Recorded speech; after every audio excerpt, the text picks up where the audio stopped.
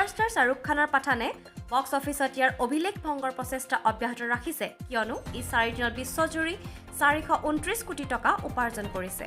দেওবাৰে ছবিখন পৰিচালনা কৰা য়শ ৰাজ ফিল্মছে এই কথা জানিবলৈ দিয়ে য়শ ৰাজ ফিল্মছৰ মতে পাঠানে বক্স অফিচত 21টাতকৈও অধিক অভিলেখ ভংগ কৰিছে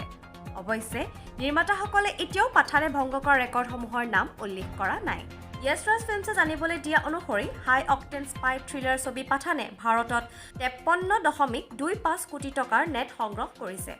যাৰ ফলত ঘৰুৱাভাৱে মুঠ বক্স অফিচৰ সংখ্যা 64 কোটি টকালৈ বৃদ্ধি হৈছে য়শ ৰাজ ফিল্মছে এক প্ৰেছ কনফাৰেন্সত উল্লেখ কৰিছে যে চতুৰ্থ দিনটোত বিদেশত অৰ্জন কৰা মুঠ পৰিমাণ হৈছে 52 কোটি টকা যাৰ ফলত মুক্তিৰ চতুৰ্থ দিনটোত মুঠ সংগ্ৰহ হৈছে 116 কোটি টকা আনহাতে 4 বছৰৰ পাছত ডাঙৰ পৰ্দাত দেখা গৈছে শাহৰুখ খানক 4 বছৰৰ পাছত প্ৰথম ডাঙৰ পৰ্দাত মুক্তি পোৱা পাঠানে ইয়াৰ আৰম্ভণিৰ দিনটোতে বিশ্বব্যাপী 106 কোটি টকা সংগ্ৰহ কৰিছে